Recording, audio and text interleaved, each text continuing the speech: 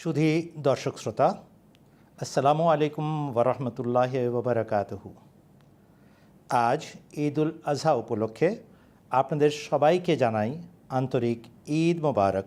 ঈদ উল আজহা প্রতি বছর আমাদেরকে একটি বিষয় স্মরণ করাতে আসে, আর সেই বিষয়টি হচ্ছে ত্যাগের মহিমা। কোন বিষয়ের ত্যাগ, কোন বিষয়ের কুরবানি? সময়, সম্মান, সম্পদ এবং প্রিয় সন্তানের ত্যাগ, এই শিক্ষা নিয়ে বারবার ঈদ উল আজহা আমাদের জীবনে ফিরে আসে। হজরত ইব্রাহিম আলাইহিসসালাম এবং হজরত ইসমাইল আলাইহিসসালাম এবং হজরত মা হাজেরা আলাইহিসসালাম তাদের মহান কুরবানি স্মরণ করাতে আসে এই ঈদ উল আজহা।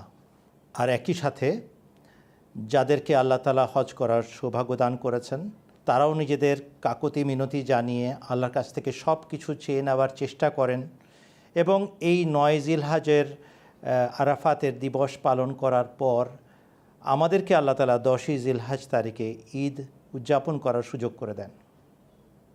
আল্লাহ তাআলা হাজিদের কাকুতি মিনতি, তাদের আন্তরিক দোয়া কবুল করত, তাদেরকে ক্ষমা করে দিন।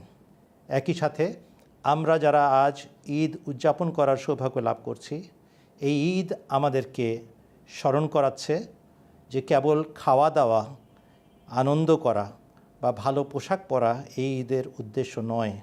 উদ্দেশ্য হলো আমরা যেন আমাদের জীবনকে আল্লাহর জন্য উৎসর্গ করি, বিসর্জন দিতে প্রস্তুত থাকি এবং ন্যূনতম আমরা যেন নিজেদের সময়, সম্মান, সম্পদ এবং প্রিয় সন্তানদের আল্লাহর রাস্তায় কুরবানি করতে কুণ্ঠিত না হই।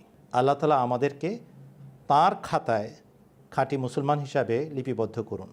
আপনাদের সবাইকে আবারও আন্তরিক ঈদ মোবারক।